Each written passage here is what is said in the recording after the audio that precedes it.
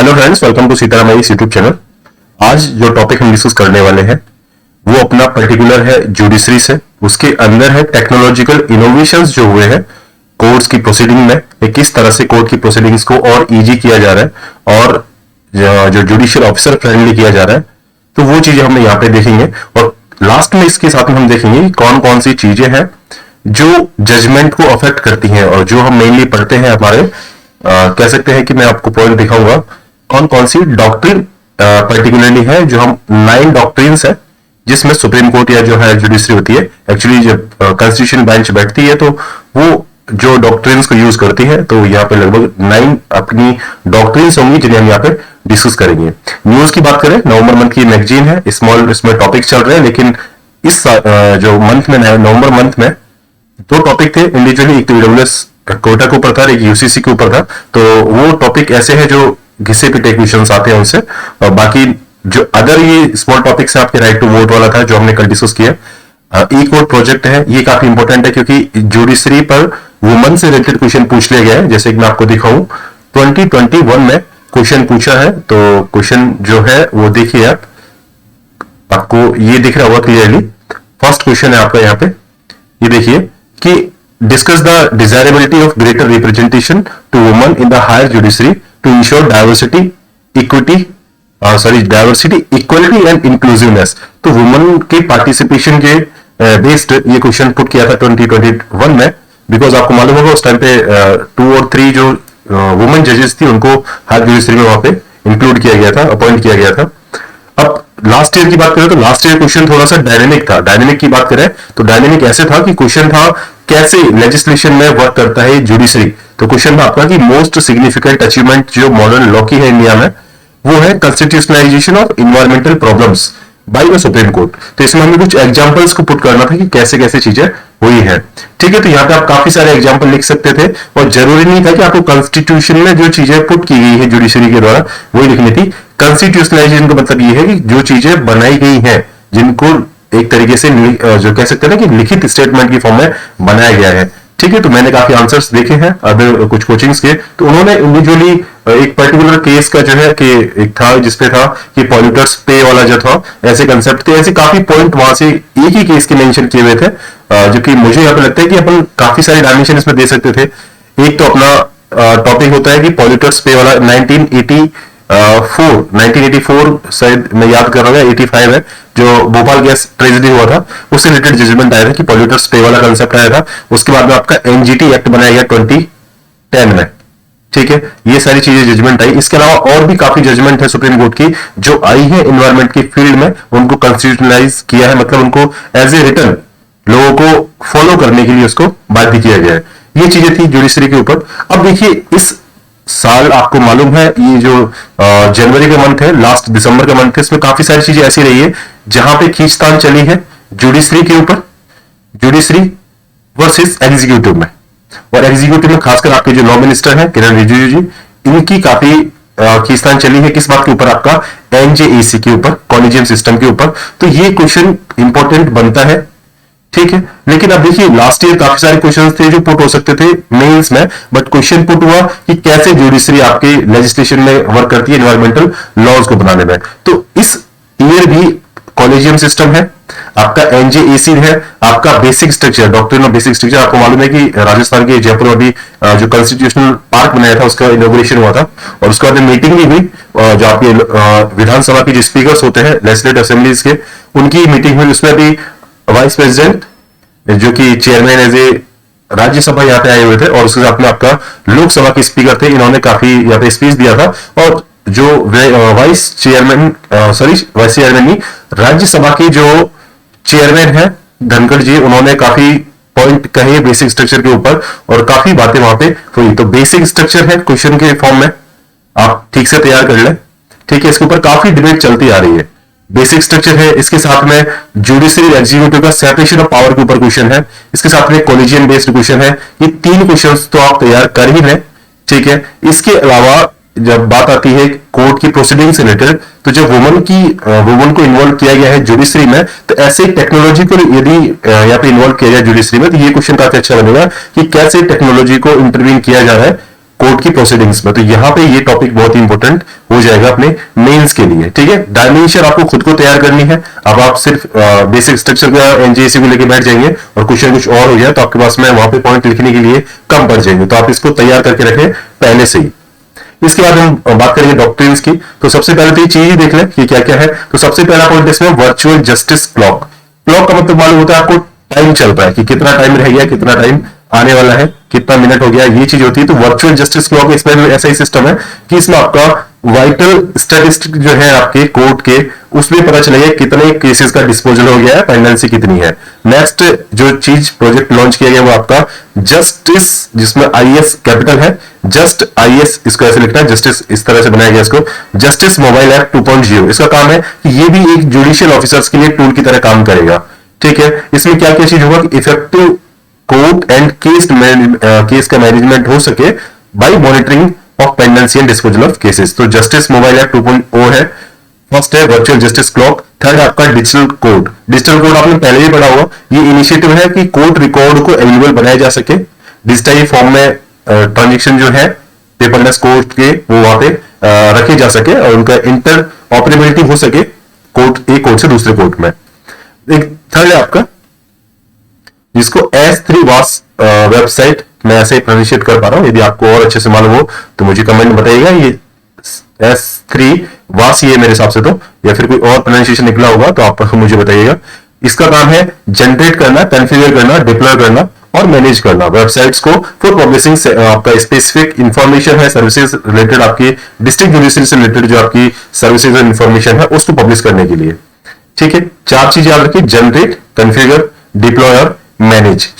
क्या करना है आपको, वेबसाइट और को पब्लिश करना, वेबसाइट की जो इंफॉर्मेशन है उनको मैनेज करना है। ये तो आपके नए लॉन्च हुए प्रोजेक्ट है। इससे पहले आपका 2007 में एक चीज चल रही थी जिसको बोलते हैं ई कोर्ट मिशन मोड प्रोजेक्ट। अब ये क्या था, ई कोर्ट मिशन मोड प्रोजेक्ट है, तो ये आपका नेशन वाइड था, आईसीटी इनेबल्ड था और ये डिस्ट्रिक्ट सबऑर्डिनेट कोर्ट थे, इनको लेके ये बनाया हुआ था। अब एक चीज और मैं बता दूं, एक क्वेश्चन आपको और प्रेडिक्टेबल में बता दूं, जो अभी एमपी का हाई कोर्ट है वहां से जजमेंट आया था कि जो डिस्ट्रिक्ट कोर्ट है उनको सबऑर्डिनेट कोर्ट नहीं कहा जाए, ठीक है। इस तरह से जजमेंट था। तो आप सबऑर्डिनेट जो जुडिशियल हाउसेस है जिसे कहते हैं सबऑर्डिनेट जुडिशियल कोर्ट हम कहेंगे, सिविल कोर्ट होते हैं, डिस्ट्रिक्ट कोर्ट होते हैं, ठीक है। सिविल कोर्ट, सेशन कोर्ट वगैरह जो है उनके बारे में भी थोड़ी सी जो कॉन्स्टिट्यूशन की जो प्रोविजन है उनको तैयार रखें। वहां से आप क्वेश्चन को अच्छे से कॉन्फ़िगर कर सकते हैं और वहां पे स्ट्रक्चर बेहतर बना सकते हैं आंसर लिखते टाइम। इसमें देखिए ये प्रोजेक्ट था, ये आपको बस नाम याद रखना है क्योंकि ये बीजेपी गवर्नमेंट का नहीं था। तो क्वेश्चन जब बनते हैं तो उसमें काफी सारी ये चीजें ध्यान में रखनी होती है आपको, कैसा लिखना है कैसा नहीं लिखना। बस प्रोजेक्ट का नाम याद रखें, ई कोर्ट मिशन मोड प्रोजेक्ट 2007 का है। ई कमेटी यहाँ पे थी, कंसेप्चुलाइज किया गया था, रिपोर्ट सबमिट की थी ई कोर्ट ने। इसके साथ में बेनिफिट इसके क्या है, तो बेनिफिट ई कोर्ट के क्या क्या हो सकता है आप ये अच्छे से बता सकते हैं कि अकाउंटेबिलिटी, ट्रांसपेरेंसी फंक्शनिंग में आएगी, इफेक्टिव मैनेजमेंट होगा कोर्ट का, केसेस का, जो पेंडेंसी है केसेस की वो भी कम की जाएगी। इसके साथ में जो जस्टिस डिलीवरी सिस्टम है वो अफोर्डेबल होगा, एक्सेसिबल और कॉस्ट इफेक्टिव हो गया। 3 वर्ड याद रखें, एएसी याद रखें इसको, एएसी, ठीक है, अफोर्डेबल, एक्सेसिबल और कॉस्ट इफेक्टिव। तो ये चीजें ई कोर्ट के फायदे हैं। अगर इनिशिएटिव भी लॉन्च किए गए जुडिशरी सिस्टम में, वो है आपका एनजेडीजी, ये है आपका नेशनल जुडिशियल डेटा ग्रिड, ठीक है। तो यहाँ पे जुडिशरी से रिलेटेड जो डेटा है उसका एक तरीके से ग्रिड की फॉर्म में बनाया जाएगा ताकि इंफॉर्मेशन डिसेमिनेशन है, इंफॉर्मेशन अवेलेबिलिटी है वो थोड़ी सी इजी और रोबस्ट बनाई जा सके। इससे आपने वर्चुअल कोर्ट भी बनाए गए और लाइव स्ट्रीम ऑफ प्रोसीडिंग्स जो है ये भी स्टार्ट की गई, ठीक है। ये सारे आपके टेक्नोलॉजिकल आईसीटी के इंटरवेंशन थे जुडिशरी में लॉन्च किए ई कोर्ट प्रोजेक्ट के अंदर। ये चीज आपको बेसिक याद होनी चाहिए। अब कई बार आपको मालूम होगा जुडिशरी रिलेटेड जब बात होती है क्वेश्चंस में तो हम चीजें देखते हैं कि किस तरह से हमें आंसर को शुरू करना है। तो उसका भी मैंने एक फॉर्मेट बनाया हुआ है, आपको अच्छा लगे तो नोट कर लेना, नहीं अच्छा लगे तो आपको डेटा थोड़ा सा याद रहे, वो मेरे लिए बेहतर रहेगा कि आपको काम आया।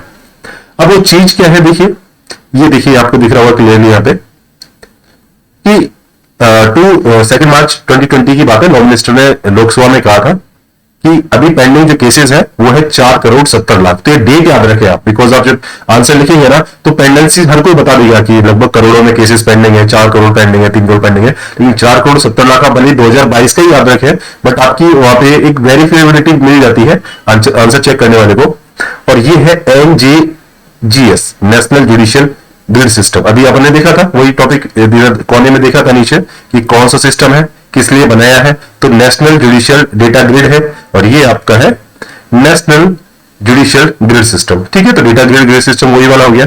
अब इसके रीजन क्या है, रीजन मेरे से बेहतर आपको मालूम होंगे कि किस वजह से पेंडेंसी आती है केसेस में। तो आपका जो जस्टिस की जो वैकेंसी होती है, जुडिशियल ऑफिसर्स की वैकेंसी होती है, वो है इंफ्रास्ट्रक्चर की कमी है, लेक ऑफ जजेस है, और फिक्स टाइम फ्रेम नहीं है कि केसेस कब तक उनका सेटलमेंट होगा, कब तक उनका वर्डिक्ट आएगा। इसके साथ में AIGS जो है, ऑल इंडिया जुडिशियल सर्विसेज है, उसका एस्टेब्लिशमेंट अभी तक नहीं हो पाया है। Code of conduct for advocates है, वो भी अभी तक नहीं बन पाया, ठीक नहीं है, इफिशियंट नहीं है, इसलिए जो जुडिशरी सिस्टम है इफिशियंटली काम नहीं करता है। अननेसेसरी स्ट्राइक्स जो होती है उन पर अभी तक बैन नहीं है। और एक आपको मालूम होगा लास्ट मंथ डिबेट भी ये चल रही थी कि संडे के दिन कोर्ट जो बंद रहते हैं उनको बंद रखने की क्या जरूरत है, जिसको छुट्टी चाहिए वो एडवोकेट या जज छुट्टी पे जा सकते हैं, बाकी उन्हें संडे को तो आना चाहिए, जबकि वहां पे संडे में जो कोर्ट्स होते हैं वहां पे एक तरीके से वैकेशन चलता है। इसके अलावा लगभग ऐसा है कि लगभग आधे जो केसेस है टोटल पेंडिंग में से, उसमें से आधे में मेन पार्टी तो गवर्नमेंट ही खुद है, या तो स्टेट गवर्नमेंट होगी या सेंट्रल गवर्नमेंट होगी। इसके अलावा एडवोकेट की जो फीस है वो भी फिक्स नहीं है, ये भी काफी चैलेंज बना हुआ है।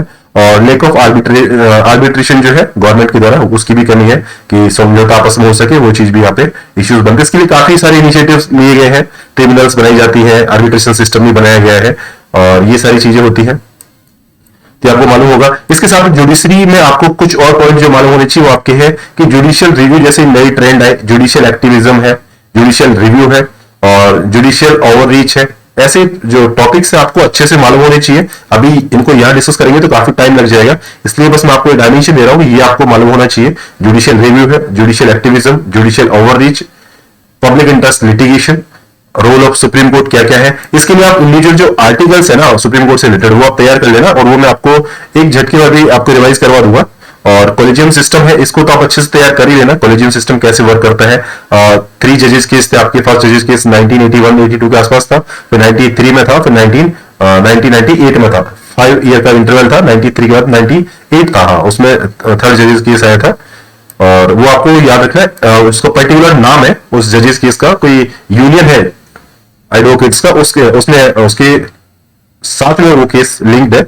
इसके अलावा डॉक्टर ऑफ बेसिक स्ट्रक्चर, इसको ढंग से तैयार करें। अभी last year Kesavananda Bharati case से जो सिरूर मठ है साइड, वो जिसमें वो मठ के इंचार्ज थे, उनकी डेथ हो गई थी लास्ट ईयर, तो क्वेश्चन काफी प्रेडिक्टेबल था बट क्वेश्चन नहीं आया। ठीक है, तो ये चीज आप ध्यान रखिए कि जो क्वेश्चन ज्यादा न्यूज में रहेगा वो भी एग्जाम में नहीं आता है, और जो क्वेश्चन बहुत कम रहता है वो भी नहीं आता है, और उससे उनको थोड़ा सा डायमेंशन चेंज करके यूपीएससी क्वेश्चन पुट कर लेती है मेंस में। प्रीलिम्स में तो ये श्योरिटी है कि प्रीलिम्स में वो क्वेश्चन तो 100% पूछा जाएगा उससे रिलेटेड, तो बेसिक स्ट्रक्चर है आपका, इससे रिलेटेड आपका क्वेश्चन प्रीलिम्स में बन ही जाएगा। साल आप देखिएगा क्या क्या बनता है। ट्रिब्यूनल्स वगैरह के ऊपर भी आपको मालूम होना चाहिए, और ये मैंने पॉइंट यहाँ पे लगा दिया है यहाँ पे कि नए ई कोर्ट प्रोजेक्ट के अंदर कौन कौन से इनिशिएटिव लॉन्च किए गए हैं। अब डॉक्ट्रिन्स की हम बात करें, क्योंकि हम पहुंच गए वीडियो की 13 मिनट में, 5 मिनट में इस टॉपिक को डिस्कस करेंगे ताकि आपका 20 मिनट से ज्यादा ही नहीं हो, मेरी कोशिश हमेशा ये रहती है।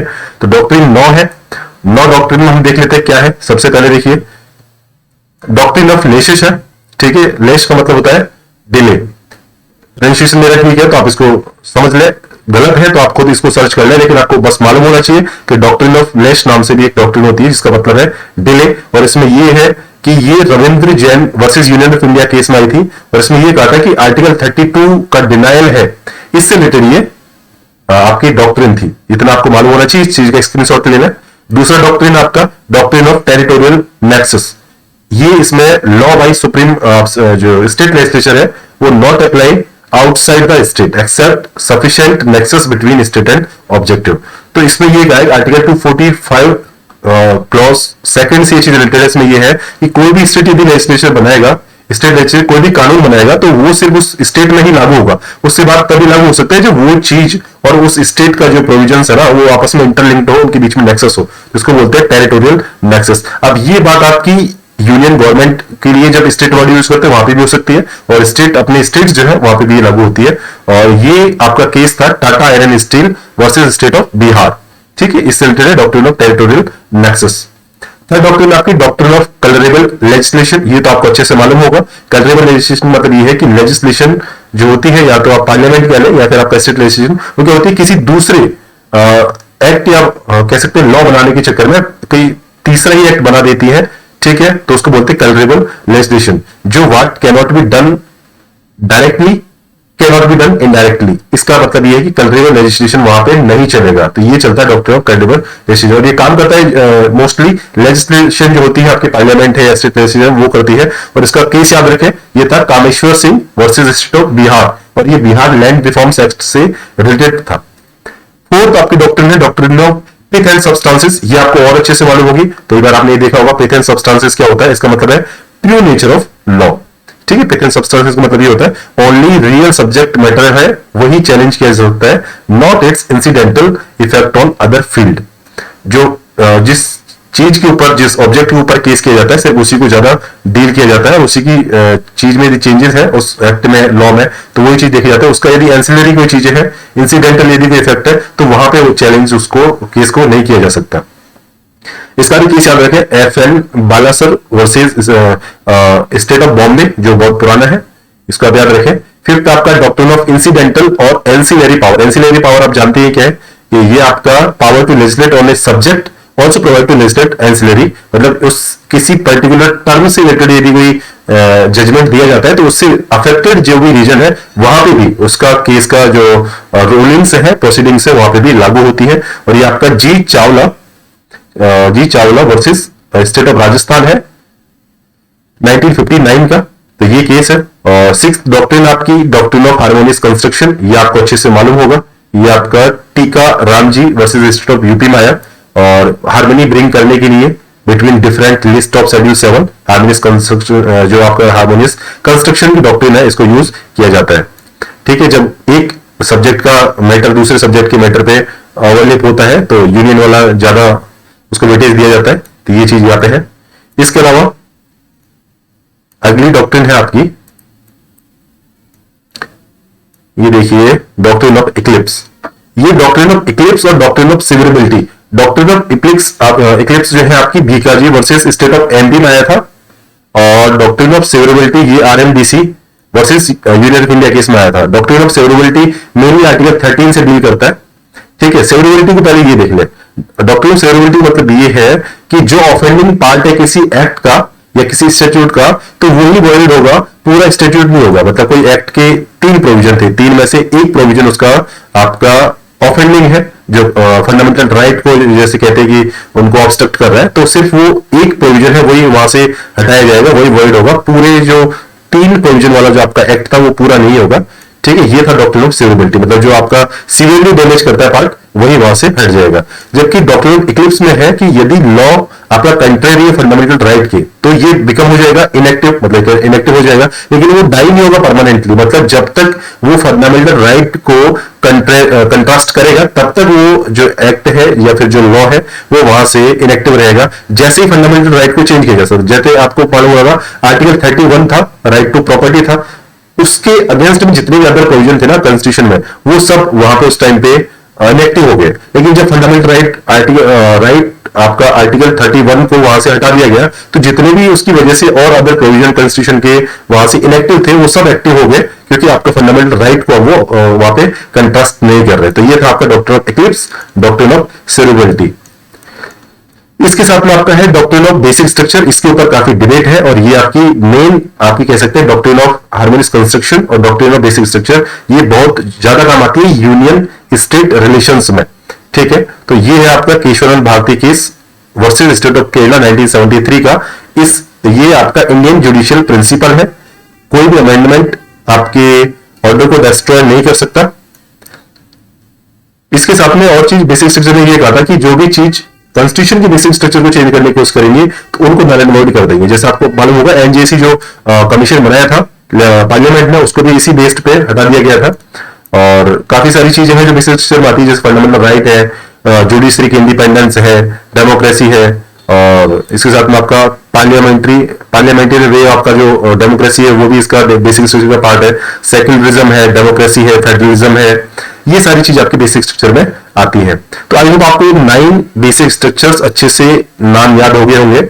इसके प्रोविजंस आप फिर से देख लें एक बार, क्योंकि आप यदि पहली बार पढ़ रहे हैं तो आपको दोबारा देखना होगा, आप दूसरी बार पढ़ रहे हैं तो एक बार आपको रिवीजन करना होगा, और आपको अच्छे से आता है तो आपका रिवीजन अब अच्छे से हो ही गया। 9 को फिर से आप बोल लें, बेसिक स्ट्रक्चर की है, सेवरेबिलिटी की है, इक्लिप्स की है, हार्मोनिक्स कंस्ट्रक्शन की डॉक्ट्रिन है, इंसिडेंटल और एंसिलरी पावर्स की है, पिथ एंड सब्सटेंसेस की है, कल्परेबल लेजिस्लेशन की है, टेरिटोरियल नेक्सस और आपका डॉक्ट्रिन ऑफ लेश जिसको बोलते हैं डिले। ये आपकी 9 डॉक्ट्रिन्स जुडिशरी में काम आती है। आई होप आपको ये सेशन पसंद आया होगा। अगली वीडियो में जब हमें मौका मिलेगा हम इंपॉर्टेंट जजमेंट्स को जरूर डील करेंगे, क्योंकि यहाँ पे 4 पेजेस है इंपॉर्टेंट जजमेंट से लेके, ठीक है। काफी प्रीलिम्स में कई बार क्वेश्चन आ जाते हैं, ठीक है। मेंस में तो जब भी आंसर लिखते हैं तो वहां पे यदि आपको ये केसेस याद है तो आपका आंसर बहुत ही इफेक्टिव रहता है। तो वीडियो काफी लंबा हो जाएगा, 20 मिनट से ज्यादा पहुंच गया, तो अपना टॉपिक भी कंप्लीट हो गया। नेक्स्ट वीडियो में मिलेंगे पुलिस रिफॉर्म्स और आपका जो आपका कमिश्नरेट सिस्टम है अभी यूपी कुछ डिस्ट्रिक्ट्स में लागू किया है, उससे रिलेटेड वहां पे डील करेंगे। तैयारी करते रहिए, प्रिपरेशन करते रहिए। 130 डेज आपका प्रीलिम्स का रह गया है। अच्छे से फोकस कीजिए, चीजों को छोड़िए मत, अच्छे से उनका जो कहते हैं ना जिसकी उसकी क्वेश्चन की जो मूल भावनाएं हैं यूपीएससी की, उसको आप समझिए, प्रिपरेशन कीजिए, ढंग से एफर्ट डालिए। ये आपका लास्ट अटेम्प्ट होना चाहिए प्रीलिम्स, मेंस और इंटरव्यू एक साथ क्लियर करने का। धन्यवाद फॉर वॉचिंग दिस वीडियो।